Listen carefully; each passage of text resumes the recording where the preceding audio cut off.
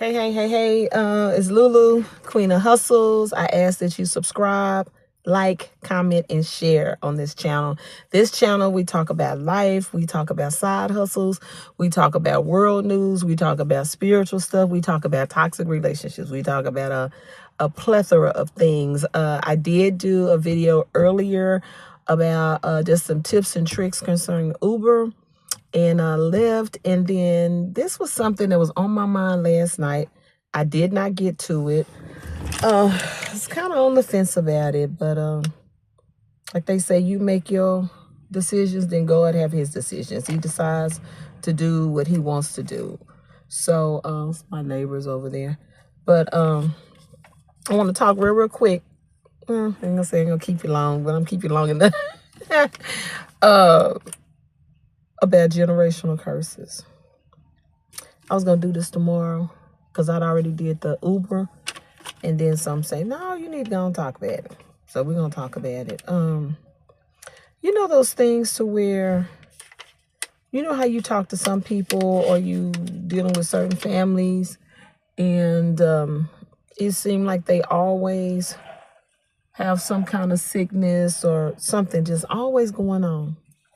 We have to remember that it is a thing called generational curses. And you can go into, I'll give you a few. I'm just being diligent, okay? I've been one of them. I can hang with the best of them, I can party with the best of them, and I can praise with the best of them, baby. And I love a good Bible study. I used to beg my grandma, could I go to mission with her when I was young? And I'm just, it's many I have many layers. That's what I say. That's my little neighbor, y'all. She likes to be little nose, but anyway, there's many layers to me.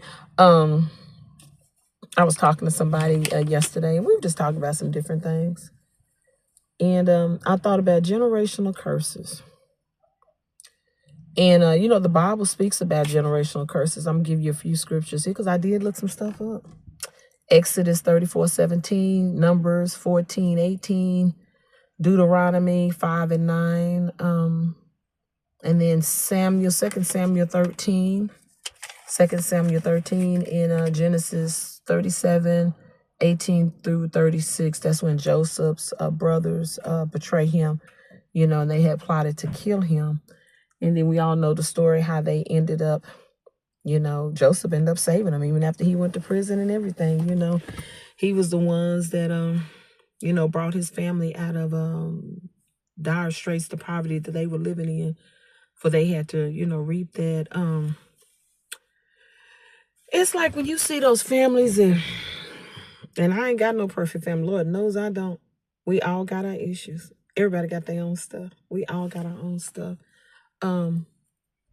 And you know, everybody know they everybody know they, that auntie, that mama, that grandma or whatever, you know, everybody knew Miss Lucille. She went with Mr. Willie for 20 years. Mr. Willie was married to Miss Sarah for 30 years, and Miss Lucille went with him 20. So anyway, okay, let's talk about it. But you know, that can bring curses in your life. And the thing is, I was talking to somebody yesterday, and God just doing what he want to do with this little old channel. I'll be putting on what I want to put on, then God say, well, this is what you need to talk about. So I did my part with the Uber. I said I was going to talk about the Uber, but we're going to talk about these generational curses. You know, those families that every time you turn around, it's everybody in the family is an alcoholic. Every other person's an alcoholic. Every other person is a drug addict. Every other person is a whoremonger. Everybody that slept, every other person, they sleep with everybody's husband and wives and this and that. Every person in the family, they sell dope. Every person in the family, they're a thief. That's all they do. The whole family, that they mama stole, the daddy stole, the sisters and brothers stole. Everybody in the family has been a bunch of thieves. Those are curses. Let's talk about it. I ain't no scholar. I ain't no minister. I ain't no evangelist. I'm just one person. And that God just uses the way he wants to use, and for me to just share the message. This is what you got to do. you know, because like I said, I've had my share of stuff too. We all got it. And different things that you've known about certain things in your family or your family lineage, your ancestors, just different things. You have to ask God to, when you can see it, you know, when you've had a family that were plagued with mental illness, let's talk about it. Every other person in the family bipolar, been documented as clinically bipolar. Schizophrenia. Everybody, every time you turn around, everybody knows, you know, that whole family lies. Everybody in that family lies. Everybody, child, that's all them people do is lie over there. Or a bunch of alcoholics, bunch of drunks, bunch of drug addicts. That comes from somewhere. It's different when you got one or two. But when you got, or every other, I remember I worked with this girl. She owned this hair salon. It was many moons ago. Many moons ago. And her name was Lisa. She had fine red hair. And I remember I was asking her one time, because she never said nothing about her family. And I said, girl, ask her something. It may have been a holiday or something. And I asked her one time about her family. And she said, I don't have any family. And I was like, what you mean? I'm thinking she's adopted. And she said, oh, no. Everybody in my family dead. And I said, girl, what you mean? And she said, my mom died of cancer. My dad died of cancer. All my siblings died of cancer. My grandmother, my auntie, I mean, she was just, if it wasn't cancer, it was something else. And literally, she had a lot of members. She said a lot of her family members didn't have children. And literally, this girl said she was pretty much the only person in her family. I think her and a great uncle, a great auntie or something. But she said everybody in her family was deceased. All her siblings, her brothers, her nieces, her nephews, her mom. And that ain't the first time I heard that. That is not the first time. And I was like, wow. That stuck. I was like, wow. And I didn't want to say anything because she owned the hair salon that I worked at. I worked this hair salon in Austin. We served wine and they were hoity-toity. And I'm like, I don't want to think, you know, I'm just leaving on to keep my little comment to myself. But over the years, I have ran into that when people have said, you know, every other person in their family has died of some major illness. I mean, just tragically or you can't have heart disease, and because high cholesterol runs in my family, and we've had some heart disease issues in our family, and I'm not claiming it, but but when you have a history of cancer running rampant in your family, alcoholism running rampant in your family, drug addicts running rampant in your family, women of the night. Your mama was a woman of the night, your sister's woman of the night. Everybody, that is what they do. Every other person's a dope fiend. Every other person in the family is a dope fiend. Every other person's back in the day we used to call them crackheads. Every other person's a thief or a liar. That comes from somewhere. And what happens is when you read these scriptures that I said, what did I say? Look at Exodus 34:17, Numbers 14 and 18, Deuteronomy 5 and 9. And then I had 2 Samuel 13. That's where you remember Amon, he was so in love with his sister, Tamar. He was in love with her. And he tricked her. That's in 2 Samuel 13. I remember when I first heard this story, years and years ago. And he tricked her. And to bring him some, I think he was playing sick or something. And that was his they were sister and brother from another brother. They like shared the same brother, same bloodline. They all had the same daddy or something like that. Anyway, but they were siblings. And he was so in love with her beauty, that he tricked her. He played sick or something, and you can read it in the Bible. It's 2 Samuel 13. I remember hearing the story. And he tricked her. And consequently, he ended up raping her. That's what he did. He raped her. And then treated her like she was nothing. He was disgusted with her after he raped her. And basically it says that, he from the perversion and the different things that he done, he ended up suffering for that. And that's what is it? Amon. I think it's Amon, Armon, something like that. Him and Tamar were brothers and sisters. But subsequently, he ended up basically with a generational curse, and then it was passed down. We have to be so careful. When you see those things going and going and going, don't ignore those things. Don't ignore. You know, everybody in your family, they suffer from anxiety. Person after person, you know, they've been documented as some form of mental illness that comes from somewhere.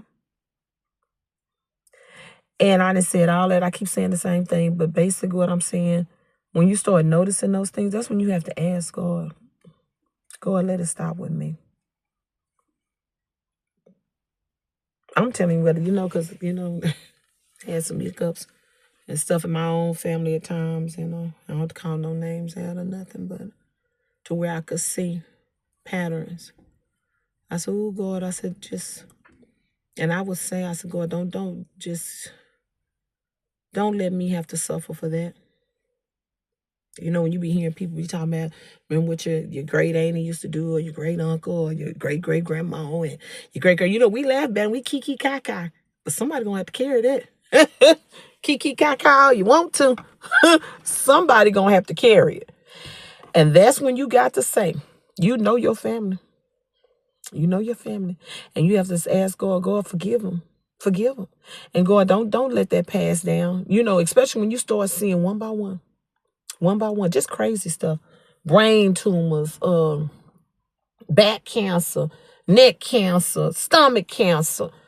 Somebody had a stroke. Somebody had to get their foot amputated. Somebody with they had an aneurysm. Somebody else had an aneurysm. I mean, and this being the same family, just back to back, that comes from a generational curse somewhere. Some have added, hey, I'm just one woman. I done read enough. I read enough that you don't have to believe it. But I know what I read. And I believe it. Somewhere, somebody going to pay for that. That's not normal. Who was that? I said that to this girl earlier this year. It was a girl. Oh, I think that's when I was doing I was a Medicare agent earlier last year. And it just came over me to tell the girl, because girl was just telling me how she had lost all her family. And I said, do you know that's a general? I just said it out my mouth. I said, girl, that's a curse. She said, a curse? I said, that ain't normal.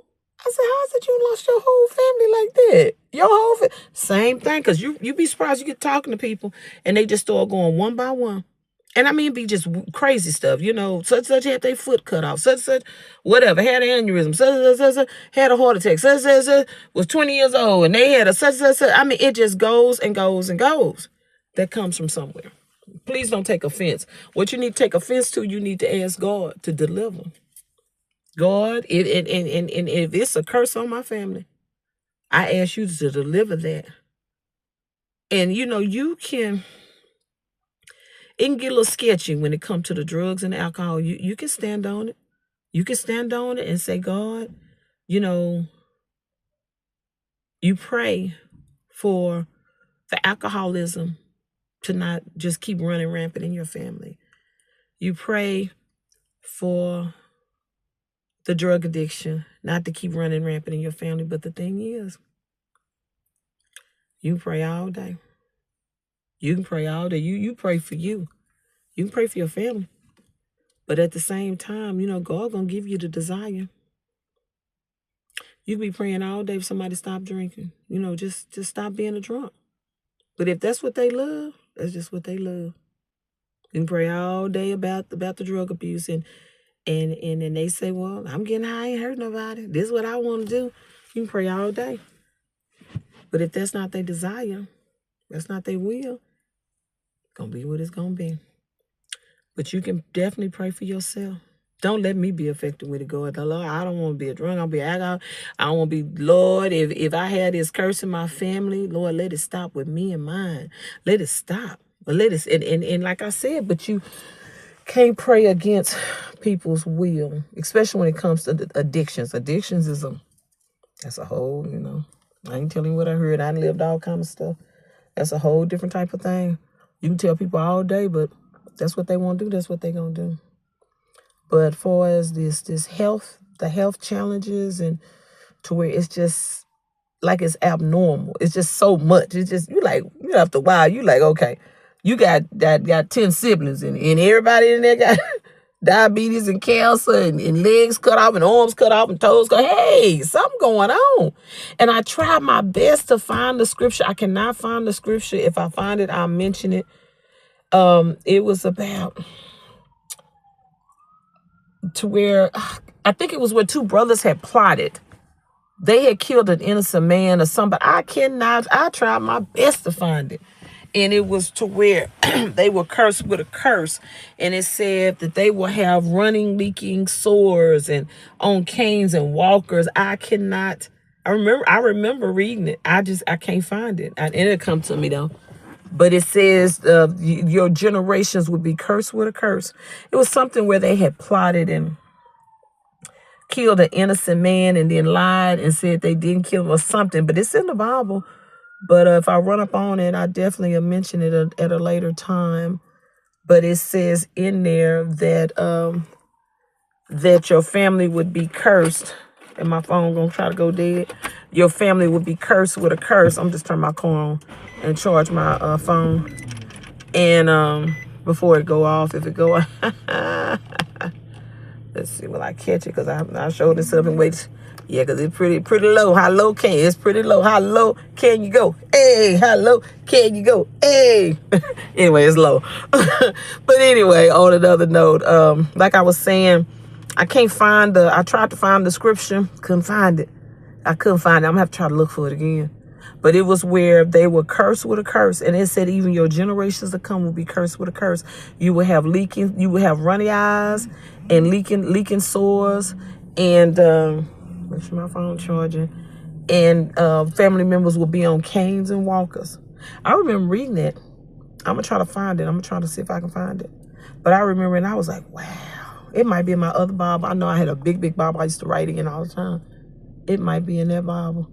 But when I saw it, I said, oh my God. It was wild.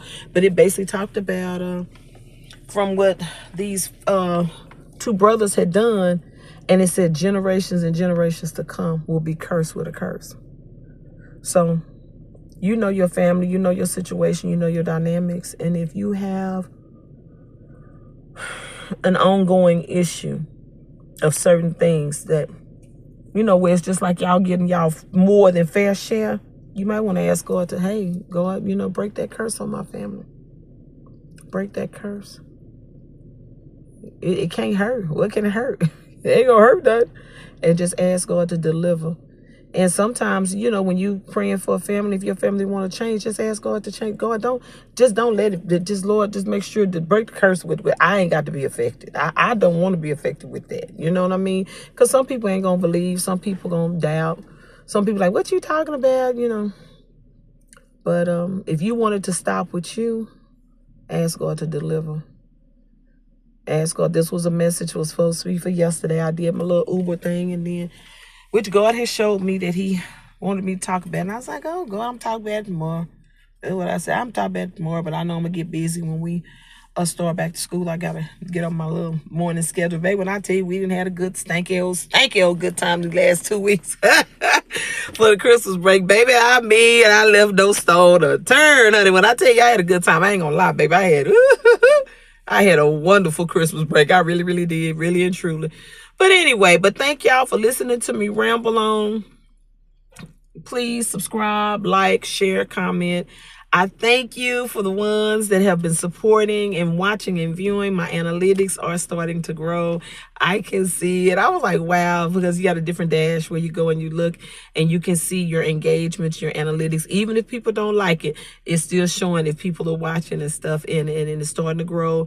And it kind of show you, where it just kind of like it's going throughout the states and stuff. I mean, you can see all kind of stuff with your channel, the demographics and stuff. And so I was like, wow, okay, that's what's up. But I'm excited about what God is doing with this journey. I'm going to really try to be diligent and upload my videos every day. I'm really going to do that and do what I need to do. When something is really, really pressing, like this was really pressing on me, I'm probably upload the 2 today. Just different moods and the things that were on my mind today. So on this channel, we talk about life. We talk about news. We talk about relationships. We talk about money, side hustles, spiritual. We just talk about a little bit of everything. And please, please, please comment. Please share and subscribe and like. And I thank you so much for watching. Okay? Holla!